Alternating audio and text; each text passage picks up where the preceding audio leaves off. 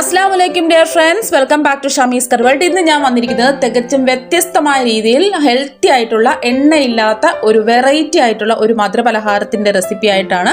നമ്മുടെ വീട്ടിൽ എപ്പോഴും കാണുന്ന ചെറിയ ഉള്ളി വെച്ചിട്ടാണ് ഈ പലഹാരം ഞാൻ തയ്യാറാക്കിയിരിക്കുന്നത്. വളരെ കുറഞ്ഞ ചേരുവകൾ വെച്ചിട്ട് പെട്ടെന്ന് തന്നെ നമുക്ക് റെഡിയാക്കി എടുക്കാനും പറ്റും. അപ്പോൾ നമുക്ക് വീഡിയോയിലോട്ട് പോകുന്നതിന് മുമ്പായിട്ട് നമ്മുടെ മെയിൻ സബ്സ്ക്രൈബർ ഷാഹിദ നേന്ത്രപ്പഴവും റവയും വെച്ചിട്ടുള്ള റെസിപ്പി ചെയ്ത് നോക്കിയിട്ട് അയച്ചു തന്ന ഫോട്ടോ ആണിത്. ഷാഹിദ നമ്മുടെ ചാനലിലെ ടോപ്പ് കമന്റേഴ്സിൽ ഒരാളാണ്. എൻ്റെ മിക്ക വീഡിയോസുകളും കണ്ട് നല്ല അഭിപ്രായങ്ങൾ എന്നും അറിയിക്കാറുണ്ട്. അപ്പോൾ ഷാഹിദയോട് ഒരുപാട് സ്നേഹവും നന്ദിയും ഞാൻ അറിയിക്കുന്നു. അപ്പോൾ നിങ്ങളും ഇതുപോലുള്ള റെസിപ്പികൾ ചെയ്ത് നോക്കിയിട്ട് ഫോട്ടോ അയച്ചു തരാൻ മറക്കില്ലല്ലോ. അപ്പോൾ നമുക്ക് വേഗം തന്നെ വീഡിയോയിലോട്ട് പോയാലോ. അപ്പം ഈ പലഹാരം തയ്യാറാക്കുന്നതിന് വേണ്ടിയിട്ട് ആദ്യം തന്നെ ഞാൻ 20 ചെറിയ ഉള്ളിയാണ് എടുത്തിട്ടുള്ളത്. മീഡിയം സൈസിലുള്ള ഉള്ളിയാണ് ഞാൻ ഇവിടെ എടുത്തിട്ടുള്ളത്. അപ്പോൾ വലിയ ചെറിയ ഉള്ളിയാണെന്നുണ്ടെങ്കിൽ ഒരു 15 എണ്ണമൊക്കെ എടുത്താൽ മതിയാവും. ഇനി ഈ ഉള്ളി നൈസായിട്ട് നമുക്ക് അരിഞ്ഞിട്ടെടുക്കണം. ഇനി ഈ ഉള്ളി ഓരോന്നും നല്ല നൈസായിട്ട് നമുക്ക് അരിഞ്ഞിട്ടെടുക്കാം. ഒട്ടും കനയില്ലാതെ നല്ല നൈസായിട്ട് വേണം അരിഞ്ഞെടുക്കാൻ വേണ്ടിയിട്ട്. കയ്യിൽ വെച്ച് അരിഞ്ഞെടുക്കാൻ ബുദ്ധിമുട്ടുള്ളവർക്ക് കട്ടിംഗ് ബോർഡിലും അരിഞ്ഞെടുക്കാം. അപ്പോൾ ദാ ഇതുപോലെ വേണം ഉള്ളി അരിഞ്ഞെടുക്കാൻ വേണ്ടിയിട്ട്. എത്രത്തോളം കനം കുറച്ച് നമുക്ക് അരിഞ്ഞെടുക്കാൻ പറ്റുന്നോ അത്രത്തോളം കനം കുറച്ച് അരിഞ്ഞെടുക്കാം. ബാക്കി എല്ലാ ഉള്ളിയും ഇതുപോലെ അരിഞ്ഞെടുക്കാം. ഉള്ളിയെല്ലാം കനം കുറഞ്ഞ് അരിഞ്ഞെടുത്തിട്ടുണ്ട്. ഇതുപോലെ വേണം അരിഞ്ഞെടുക്കാൻ വേണ്ടിയിട്ട്. നല്ലോണം കനം കുറഞ്ഞ് അരിഞ്ഞെടുക്കാം. ഇതിവിടെ ഇരിക്കട്ടെ. അടുത്തതായിട്ട് ഫ്ലെയിം ഓൺ ആക്കി ഒരു പാൻ വെച്ചെടുത്തിട്ടുണ്ട്. ഇതിലോട്ട് 1 ടേബിൾ സ്പൂൺ നെയ്യ് ചേർത്ത് കൊടുക്കാം. നെയ്യ് ചേർത്ത് കൊടുക്കണമെന്ന് ഏതൊരു നിർബന്ധമല്ല, വെളിച്ചെണ്ണ എടുത്താലും മതി. അപ്പോൾ വെളിച്ചെണ്ണ ഒക്കെ ആകുമ്പോൾ കുറച്ചും കൂടെ മണമൊക്കെ കിട്ടും. നെയ്യും നല്ല ടേസ്റ്റ് ആണ് കഴിക്കാൻ വേണ്ടിയിട്ട്. ഈ നെയ്യ് ഒന്ന് ചൂടായി വരട്ടെ. അപ്പോൾ നെയ്യ് ചൂടായി വന്നിട്ടുണ്ട്. ഈ സമയത്ത് നമുക്ക് ഇതുപോലെ ഞരടി വേണം ഈ ഉള്ളി ഇട്ട് കൊടുക്കാൻ വേണ്ടിയിട്ട്. ഇതുപോലെ എല്ലാം ഞരടി ഇട്ട് കൊടുക്കാം.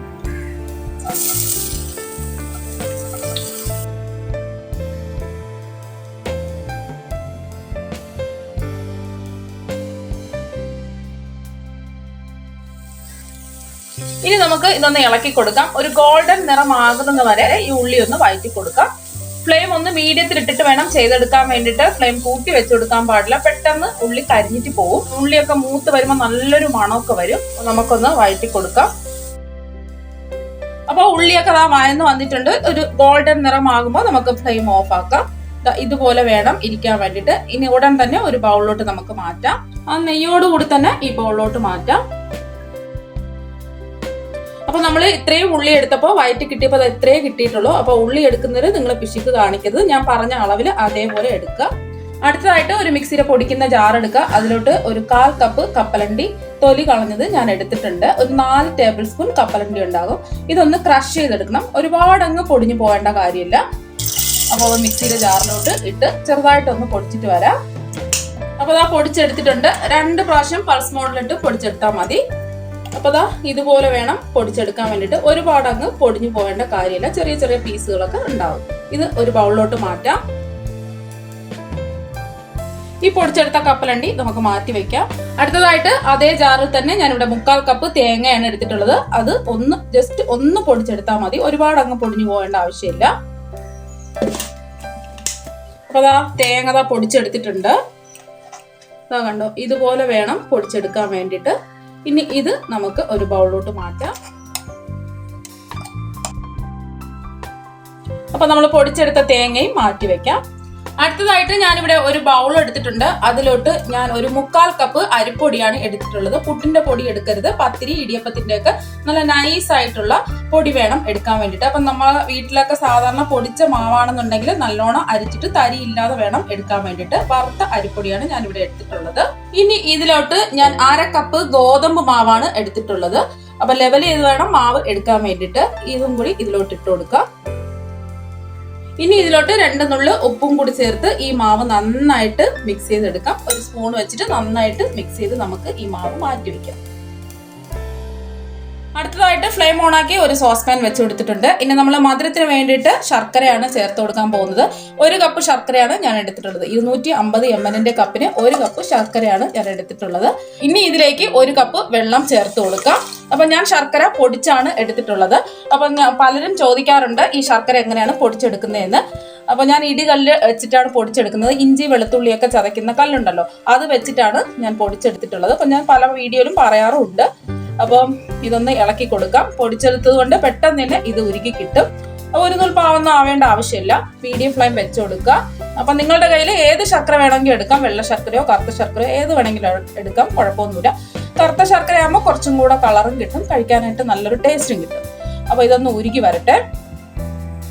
അപ്പോൾ ആ ശർക്കര പാനിയെല്ലാം ഉരുകി വന്നിട്ടുണ്ട്. ഇനി നമുക്ക് ഫ്ലെയിം ഓഫാക്കി കൊടുക്കാം. കല്ലും അഴുക്കൊക്കെ ഉണ്ടെന്നുണ്ടെങ്കിൽ അരിച്ചൊഴിക്കണം, അല്ലാന്നുണ്ടെങ്കിൽ അരിച്ചൊഴിക്കേണ്ട ആവശ്യമില്ല. ഇപ്പോൾ ഞാൻ അരിച്ചൊഴിക്കാൻ പോവുകയാണ്.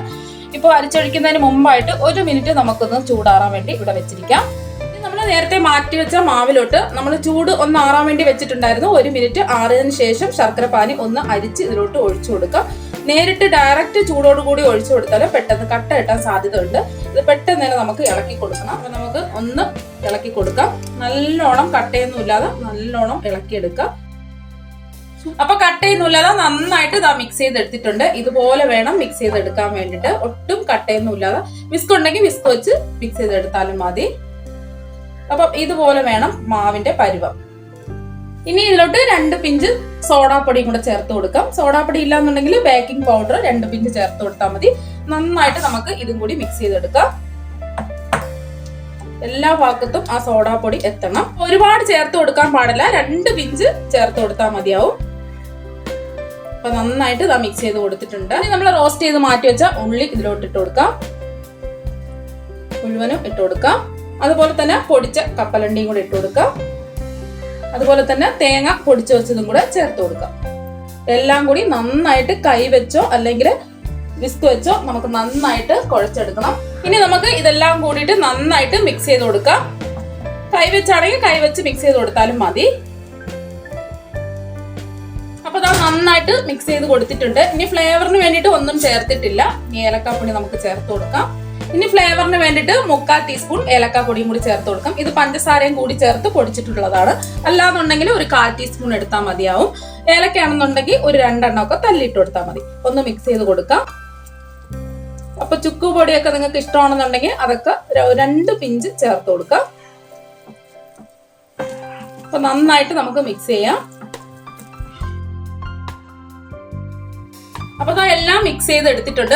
ഇതാണ് ഇതിന്റെ പരുവം എന്ന് പറയുന്നത്. ഒരുപാട് ലൂസ് ആവാനും പാടില്ല, ഒരുപാട് കട്ടിയാവാനും പാടില്ല. അതാണ് ഇതിന്റെ പരുവം എന്ന് പറയുന്നത്. ഇതുപോലെ വേണം ഇരിക്കാൻ വേണ്ടിയിട്ട്. ഞാൻ പറഞ്ഞ അളവെല്ലാം കറക്റ്റ് ആണ്.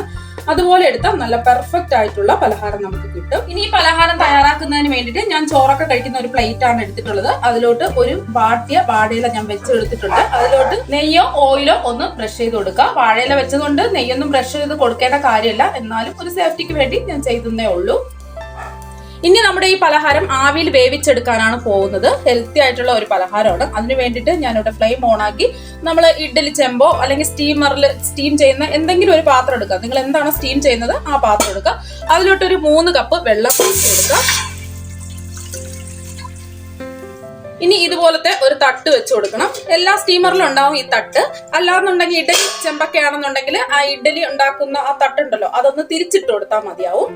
ഇനി നമ്മൾ നെയ്യ് ഗ്രീസ് ചെയ്ത് വെച്ച പാത്രം ഇതിലോട്ട് വെച്ച് കൊടുക്കാം. ഇനി ഈ വെള്ളം ഒന്ന് തിളച്ച് വരട്ടെ. ഫ്ലെയിം ഒന്ന് കൂട്ടി വെച്ച് കൊടുക്കാം. അപ്പൊ വെള്ളം തിളച്ച് വന്നിട്ടുണ്ട്. ഇനി മീഡിയം ഫ്ലെയിം വെച്ച് കൊടുക്കുക. നമ്മുടെ മിക്സ് ഒഴിച്ചു കൊടുക്കുന്നതിന് മുമ്പായിട്ട് ഒന്ന് ഇളക്കി കൊടുത്തിട്ട് വേണം ഒഴിച്ചു കൊടുക്കാൻ വേണ്ടിയിട്ട്. നന്നായിട്ട് ഒന്നുകൂടി മിക്സ് ചെയ്ത് കൊടുക്കണം. ഇനി നമുക്ക് ഇതിലോട്ട് ഒഴിച്ചു കൊടുക്കാം.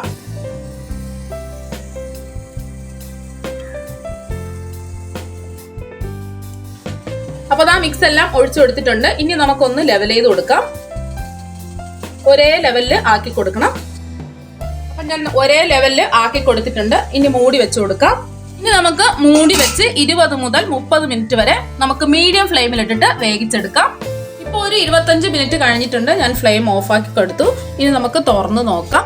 ഇപ്പൊ നല്ലൊരു മണമൊക്കെ വരുന്നുണ്ട്. ഇനി നമുക്ക് ഒരു ടൂത്ത് പിക്ക് ഉണ്ട്, നമുക്കൊന്ന് കുത്തി നോക്കാം. അപ്പൊ ക്ലിയർ ആയിട്ട് വന്നിട്ടുണ്ട്. അപ്പൊ നല്ലോണം വെന്തിട്ടുണ്ട്. ഇനി ഈ ചൂടിൽ നിന്ന് നമുക്ക് ഈ പലഹാരം മാറ്റാം. നിങ്ങൾക്ക് വെന്തിട്ടില്ല എങ്കിൽ 5 മിനിറ്റും കൂടെ വെച്ചു കൊടുക്കാം. അപ്പൊ ഉടൻ തന്നെ സ്റ്റീമറിൽ നിന്ന് മാറ്റണം. എന്നിട്ട് ഇത് നല്ലോണം റൂം ടെമ്പറേച്ചറിൽ നിന്ന് തണുക്കാൻ വേണ്ടി നമുക്ക് മാറ്റി വെക്കാം. അപ്പൊ നമ്മുടെ ഈ പലഹാരം റൂം ടെമ്പറേച്ചറിൽ നിന്ന് നന്നായിട്ട് തണുത്ത് വന്നിട്ടുണ്ട്. ഇനി നമുക്ക് സൈഡൊന്നും വിടിയിച്ചു കൊടുക്കേണ്ട ആവശ്യമൊന്നുമില്ല. തണുത്ത് വന്നപ്പോൾ തന്നെ ആ സൈഡെല്ലാം വിട്ട് വന്നിട്ടുണ്ട്. ഇനി നമുക്കൊരു പാത്രത്തിലോട്ട് ഡീമോൾഡ് ചെയ്യാം.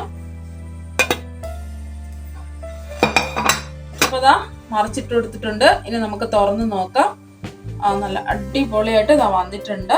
അപ്പൊ വാഴയില ആയതുകൊണ്ട് ഒട്ടിപ്പിടിച്ചിട്ടൊന്നുമില്ല. ഇനി നമുക്ക് ഇതിന്റെ പുറത്തുള്ള വാഴയില നമുക്ക് മാറ്റാം. നല്ല സെറ്റായിട്ട് ഇരിപ്പുണ്ട്. ഇനി നമുക്ക് ഇഷ്ടമുള്ള ഷേപ്പിൽ കട്ട് ചെയ്തെടുക്കാം.